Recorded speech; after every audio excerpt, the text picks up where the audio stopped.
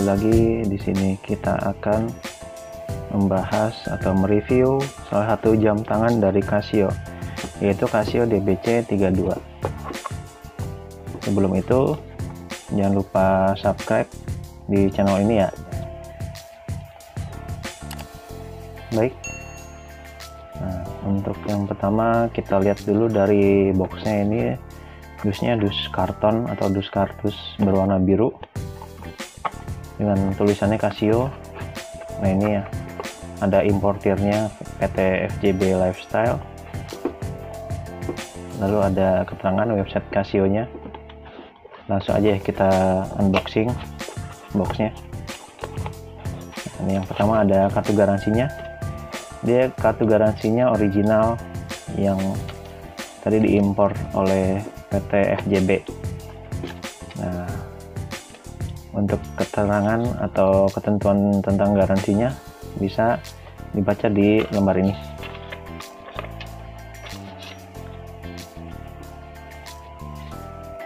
Lalu di sini juga ada keterangan alamat dari importirnya. Nah, jika kalian terdapat kendala dengan jam tangannya, bisa langsung saja datang ke alamat ini. Ada di 3 kota besar di Indonesia, yaitu di Jakarta, Surabaya, dan Bandung. Lalu yang berikutnya ada manual booknya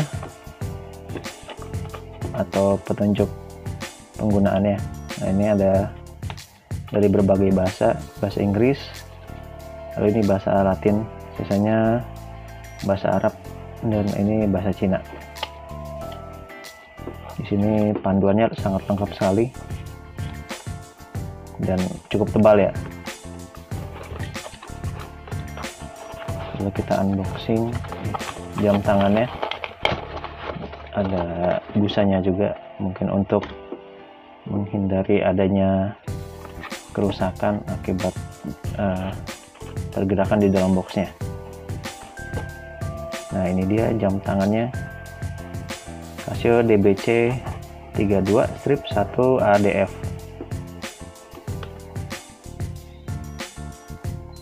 Nah, ini bisa kita lihat bentuknya kotak persegi panjang memanjang ke atas ya.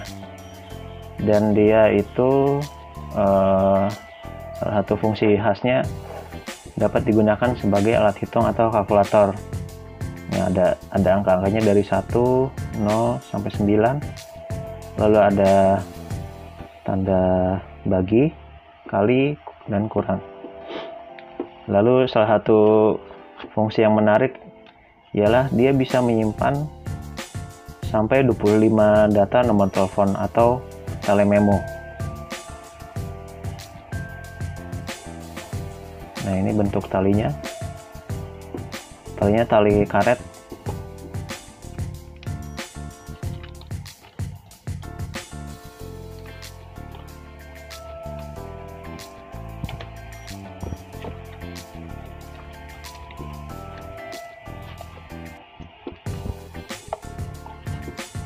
Lalu bagian belakangnya itu stainless.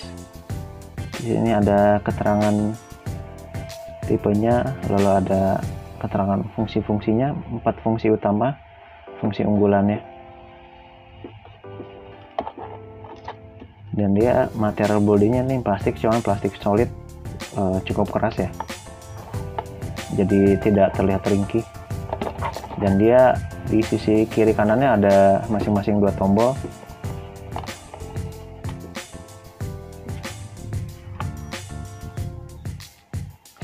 Lalu untuk dimensinya sendiri kita akan ukur langsung ya.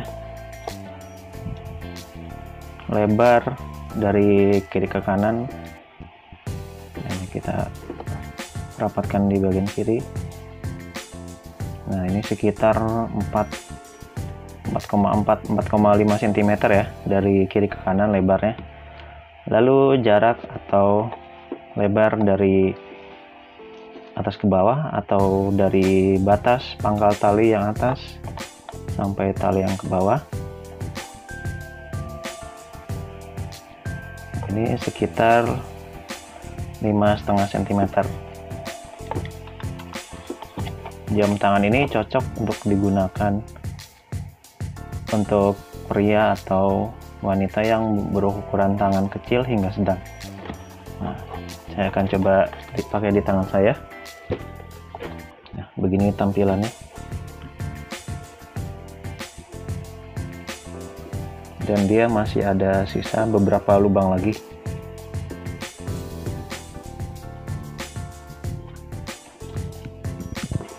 Untuk panjang talinya sendiri bisa kita ukur dari si pengaitnya sendiri. Ujung pertama yang sini kita ukur, ini kita tahan,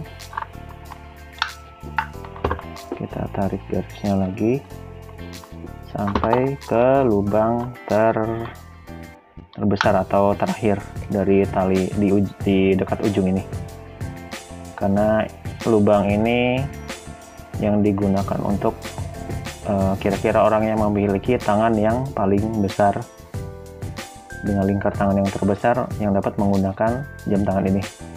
Ini sekitar 22 cm. Jadi jika kalian yang memiliki lingkar lengan yang kurang dari 22 cm itu masih bisa ya. Ini kalau saya, kita coba berapa sih lingkar lengan saya. Ini bisa menjadi panduan juga buat kalian yang ingin membeli jam tangan tapi bingung gitu. Apalagi kalau belinya online kan, kita cuma bisa lihat fotonya. Nah, kalian mungkin bisa tanya ke sellernya berapa sih panjang talinya sampai ke lubang terakhir atau lubang yang terpanjang. Nah, ini saya ini sekitar 17 cm ya. Nah, jadi untuk tangan-tangan seperti saya itu masih cocok menggunakan jam tangan ini. Lalu yang akan kita bahas selanjutnya adalah fungsinya. Nah, ini dengan memencet tombol kiri bawah, dia akan masuk ke fungsi-fungsi yang ditawarkan dari jam tangan ini.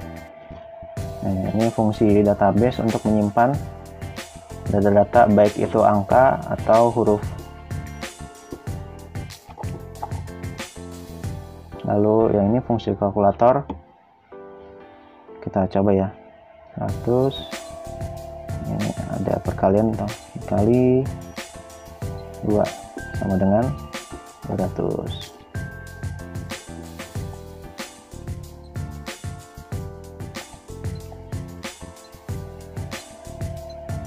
Lalu ada fungsi alarm. Nah, ini alarmnya itu dia kita cek ada sampai berapa alarm ya. Nah, ini kalau kita pencet kanan bawah, dia akan mengaktifkan alarm yang satu. Jadi kalau misalnya kita setting alarm yang pertama ini jam 5, berarti nanti setiap jam 5 dia akan bunyi.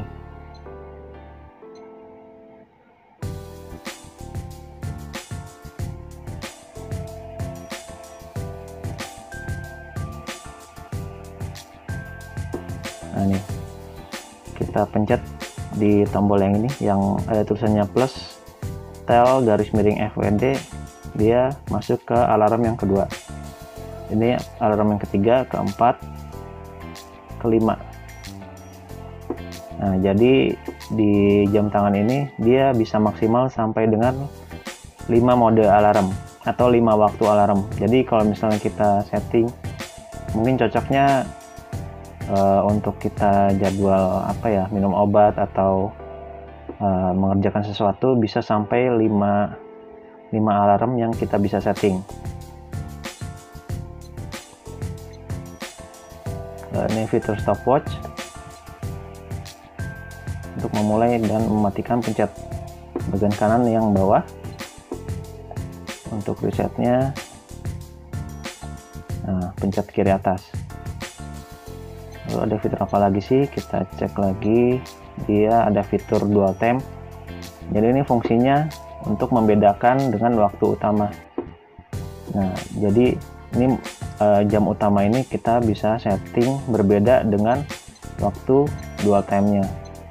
Itu.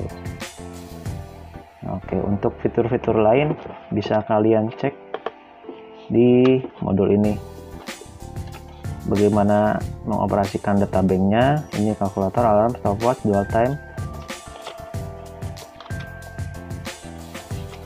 Lalu yang salah satu yang unik menurut saya ya, dari jam tangan ini dia bisa menyala otomatis jika kita gerakan muka jam ini ke sudut tertentu.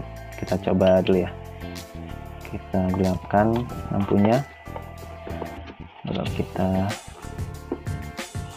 set untuk auto light. Nah, ini untuk menyalakan, turn the auto light switch on and off di halaman E43.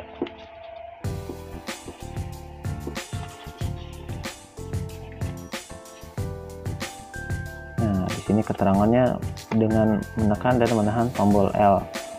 Tombol L itu di keterangan fotonya itu di kanan atas. Nah, jadi kita coba ya.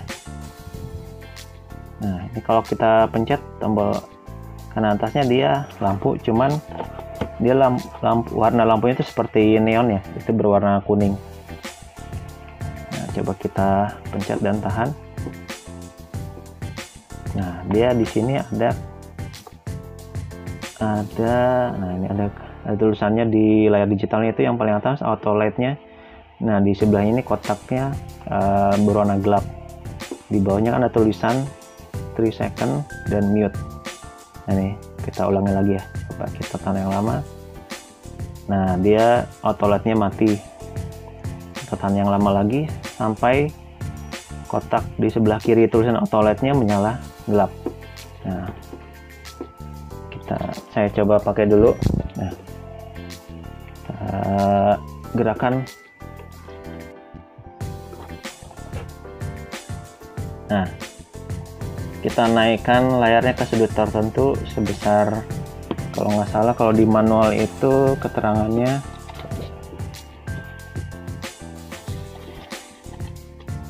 di sini keterangannya jika menggerakkan muka jamnya sebesar 40 derajat dia akan menyala otomatis. Jadi kita tidak perlu menekan tombol untuk menyalakan lampunya lagi. Tuh. Jadi ini kalau keuntungannya, jika kita sedang mengendarai motor dan tangan kiri kita mungkin ada kondisi tertentu tidak bisa menyalakan dengan tangan satunya lagi, kita bisa mengangkat tangan kiri dan menggerakkannya ke arah muka kita sebesar 40 derajat.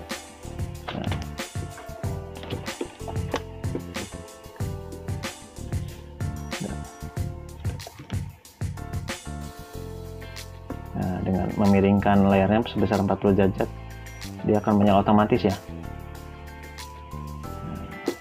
Oke, kita matikan lagi fungsinya. Sip.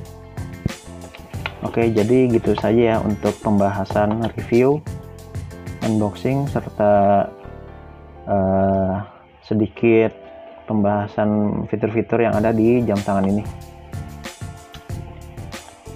Jangan lupa like, komen, dan share jika produk ini atau video ini bermanfaat. Jangan lupa subscribe juga. Oke, terima kasih. Sampai ketemu di video selanjutnya.